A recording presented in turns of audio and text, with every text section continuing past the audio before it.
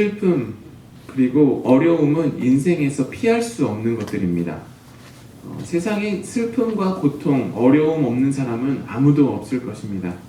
오늘 시편 30편 말씀을 보면 시편 기자는 낮은 곳에 처하기도 하였고 질병에 걸리기도 했던 것 같습니다. 그리고 영혼이 죽은 것 같은 상태에 있을 때도 있었습니다.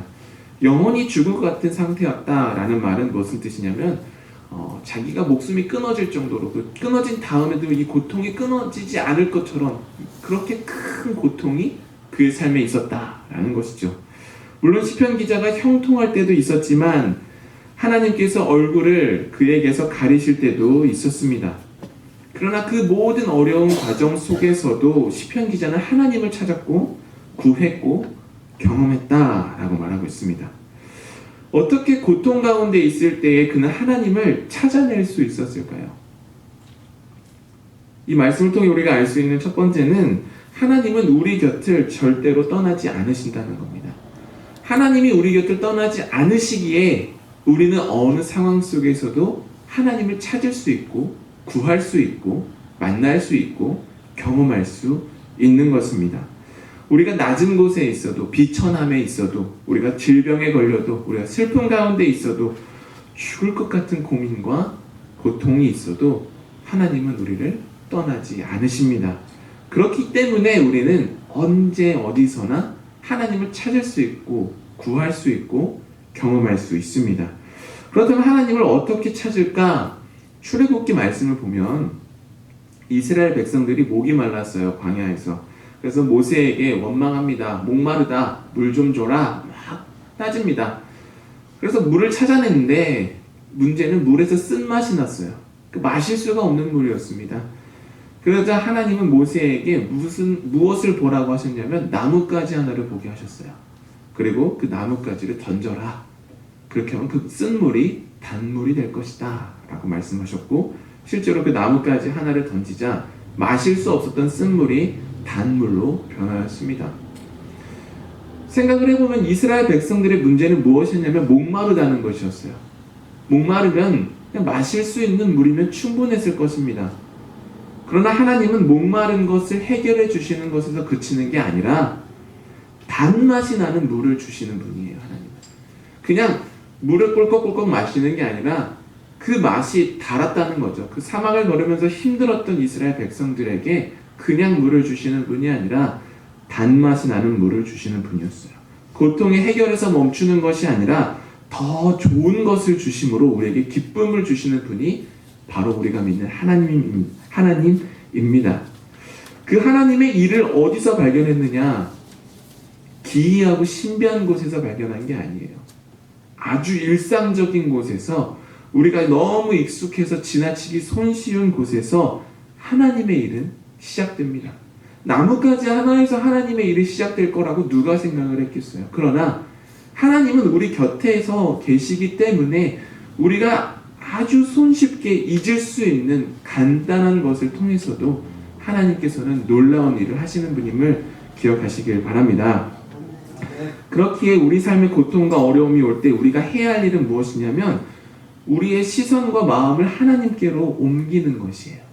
우리의 마음을, 우리의 시선을 고통에 매몰되게 하지 않고 하나님께로 들어 올릴 때 그 고통은 하나님의 일의 시작점이 되기 때문에 우리의 마음과 시선을 들어서 하나님을 바라봐야만 합니다.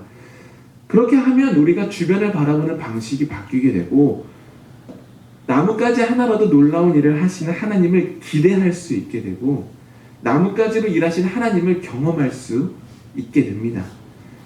고통과 어려움은 우리가 그곳에 매몰되게 되면 고통과 어려움으로 끝나게 됩니다. 그러나 고통과 어려움을 우리가 하나님 앞에 고할 때 그때 그 고통과 어려움은 하나님의 일하심의 시작점이 되는 것이고 그것은 결국 우리 삶에 기쁨을 가져다 줌을 기억하시길 바랍니다.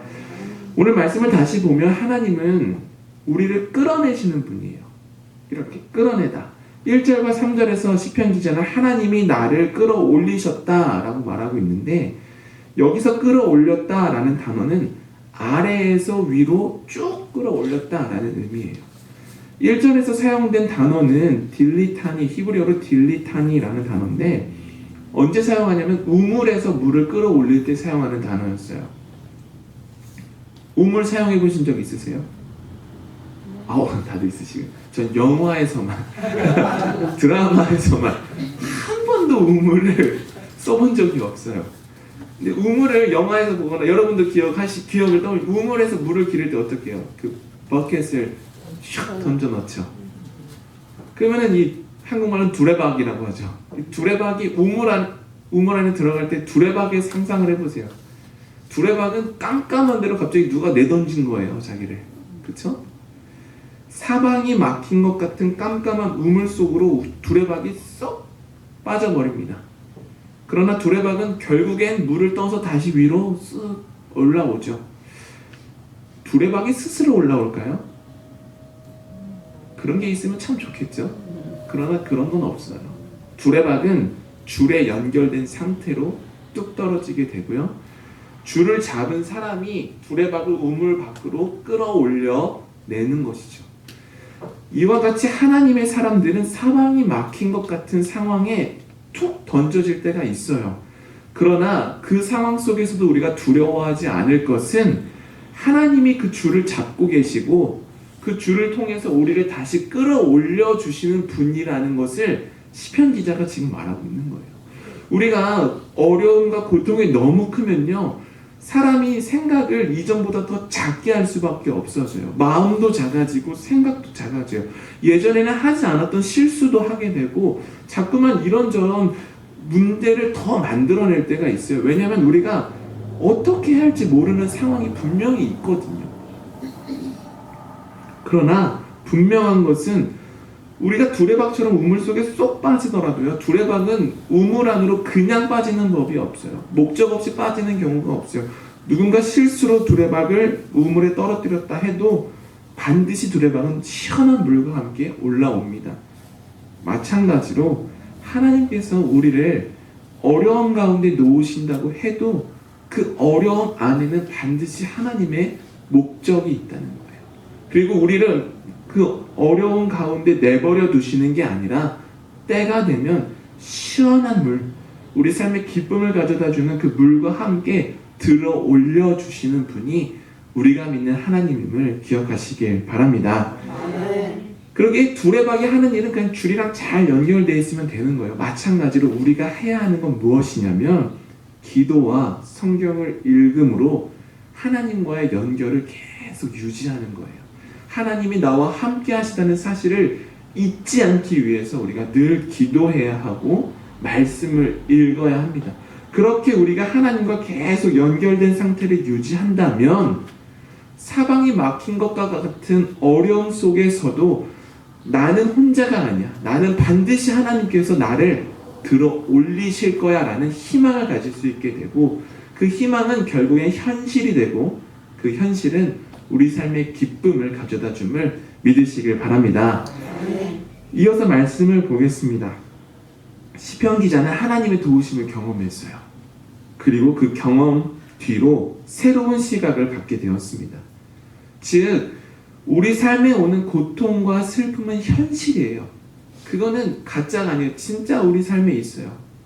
그러나 그리스도인들은 고통과 슬픔을 받아들이는 것에서 멈추는 것이 아니라 그것을 통해서 성숙해지고 새로운 시각으로 세상을 바라보고 살아갈 수 있는 힘을 얻어낼 수 있어요. 우리는 하나님께서 우리와 함께 하시기 때문에 이 고통을 세상 사람들은 그냥 고통이야, 그냥 어려움이라 라고 보지만 우리는 이 일을 통해서 하나님이 내 삶에 무슨 일을 하실까, 이것을 통해서 나는 어떤 것을 배우게 될까를 기대할 수 있게 되고요. 그 시각으로 세상을 살아가다 보면 이전과 다른 삶을 우리는 살아갈 수 있습니다. 5절과 7절 말씀을 제가 읽어드리겠습니다. 그의 노염은 잠깐이요 그의 은총은 평생이로다. 저녁에는 울음이 깃들일지라도 아침에는 기쁨이 오리로다. 내가 형통할 때 말하기를 영원히 흔들리지 아니하리라 하였도다. 여호와여 주의 은혜로 나를 산같이 굳게 세우셨더니 주의 얼굴을 가리심에 내가 근심하였나이다. 시편 기자는 그러니까 자기가 잘 살 때도 있었다라고 말하는 거예요. 내가 하나님의 은혜로 산같이 굳게 세워진다라고 말하고 있어요. 산은 흔들리지 않는 안정과 견고함을 상징하죠.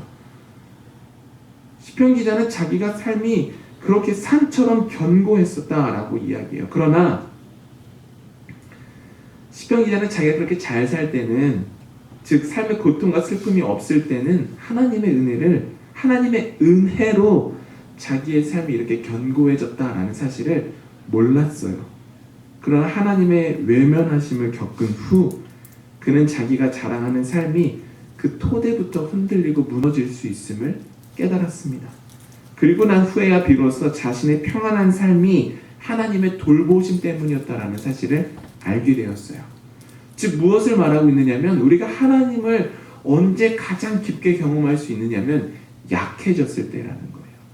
우리가 약해졌을 때, 우리가 의지할 것이 없고 내 힘으로는 할 수 없다라고 느꼈을 때, 그제야 우리는 위를 바라보는 사람들, 그렇게 어리석은 사람들이라는 거예요. 그러나 분명한 건, 그렇게 어리석고 그렇게 실수를 하고 하나님을 외면하는 우리지만 우리를 향한 하나님의 손길이 끊어지지 않는다는 거예요. 계속해서 하나님은 우리를 향해서 손을 내밀고 계시고, 우리가 눈을 들어서 하나님을 잡기만 하면 하나님은 우리를 끌어올려 주시는 분이라고 성경은 말하고 있습니다. 그렇다면 우리가 늘 약해진 상태에 있을 수는 없잖아요. 삶에 늘 고통 가운데 있을 수는 없잖아요. 우리가 스스로를 어떻게 약하게 만들 수 있는가? 어떻게 우리는 하나님을 늘 경험하면서 살 수 있는가? 그것을 성경은 겸손한 삶이라고 말해요. 겸손한 사람은 스스로 약해지기를 선택하는 거예요. 세상 사람들이 다 자랑하고 자기의 강함을 외치고 있을 때 우리는 나는 강하지 않아. 그러나 나보다 더 강하신 하나님이 내 삶을 붙들고 있어 라고 말하는 사람은 겸손한 사람이에요. 그리고 겸손한 사람만이 하나님의 그 강한 팔이 나를 붙들고 있음을 늘 잊지 않고 살아갈 수 있습니다. 여기서 중요한 부분은 삶의 힘겨움이 찾아왔을 때 시편 기자는 하나님을 볼 수 있었다는 거예요. 성공했을 때 하나님을 보지 못했다라는 거예요. 그러나 힘겨웠을 때 그는 비로소 볼 수 있었다는 거예요. 그러기에 우리는 무엇을 해야 돼요? 성공했든지 실패했든지 상관없이 겸손한 자세로 하나님을 늘 구해야 합니다. 그럴 때 우리는 우리의 일상을 살아가는 가운데에 하나님의 섭리하심을 경험할 수 있게 되고, 그것을 통해서 하나님을 늘 경험하면서 살아갈 수 있음을 기억하시길 바랍니다. 이것을 거꾸로 이야기하자면 믿는 사람들의 시선이 하나님으로부터 떨어질 때가 있다는 거예요. 늘 하나님을 바라보지 못하고 우리 시선이 다른 것을 볼 때가 있다는 거예요. 대표적으로는 두 가지 문제 때문에 우리가 그렇게 되는데, 첫 번째는 경제적인 문제 때문이에요. 경제적인 문제가 생기면 처음부터 하나님을 찾는 사람들은 믿음이 좋은 사람들이에요. 대부분의 사람들은 이걸 내가 어떻게 해결하지라고 생각을 해요. 그러다가 끝끝내 이 끝에 몰렸을 때 사람들이 선택하는 게 하나님께 기도해야겠다라고 생각을 해요. 처음엔 자기 힘으로 어떻게든 하려고 해요. 그러다가 안 되니까 하나님께 나오는 경우가 많이 있죠. 두 번째는 건강의 문제예요. 이제는 어떻게 할 수가 없다. 하나님께 매달려야겠다라고. 이 대표적인 두 가지 문제가 그렇죠. 하지만 문제에 매몰되어서는 안 됩니다. 경제적인 어려움이 아무리 크더라도, 건강의 문제가 아무리 크더라도 어쩔 수 없나 봐 라고 하는 것이 아니라, 매몰되는 것이 아니라 여기서 시선을 들어서 하늘을 올려다 볼 때 반드시 우리를 향하는 하나님의 손길이 있음을 믿으시길 바랍니다. 성공도 마찬가지예요, 여러분. 높은 산의 꼭대기에 올라간 것 같이 내가 잘 살고 떵떵거릴 때가 분명히 있죠. 근심 걱정이 없을 때가 있죠. 그러나 성공에도 매몰되어서는 안 됩니다. 성공했을 때에도 겸손한 마음으로 늘 하나님 앞에 머무르시길 바랍니다.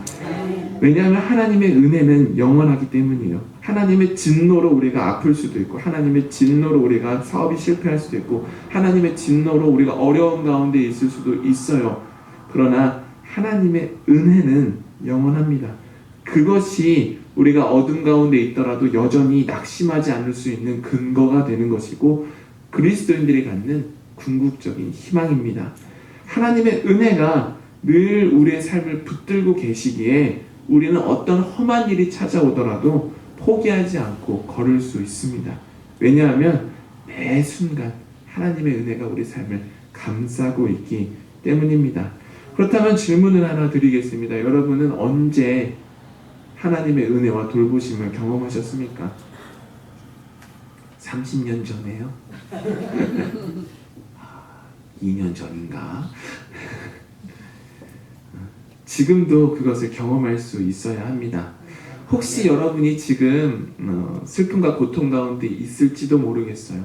아니면 성공 가운데 있을지도 모르겠어요. 그러나 그것과 상관없이 늘 우리를 향하신 하나님의 돌보심과 은혜가 있음을 믿으시길 바랍니다.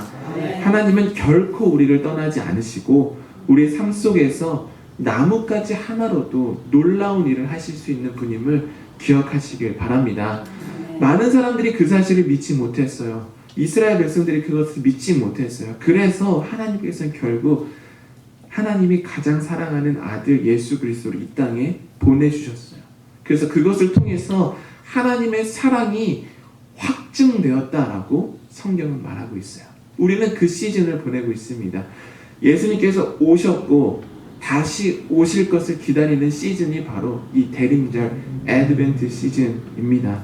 하나님은 결코 우리를 떠나지 않으시는 분임을 기억하시면서 이 대림절 기간을 채우시기를 바랍니다.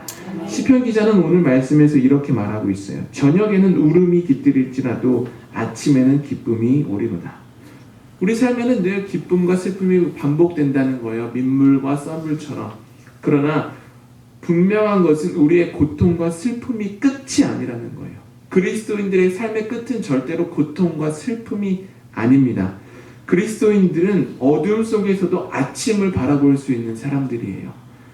고통과 슬픔 가운데 있더라도 하나님께 시선을 올려드리고 하나님께 찬양할 때 하나님은 들으시고 은혜를 베푸시며 슬픔을 바꾸어 기쁨이 되게 하시고 그 기쁨으로 우리에게 옷 입혀주시는 분임을 믿으시길 바랍니다.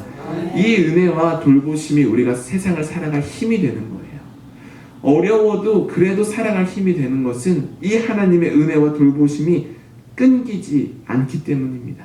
오늘도 우리에게 부어지고 있는 그 은혜와 돌보심을 확신하며 붙드시길 바랍니다.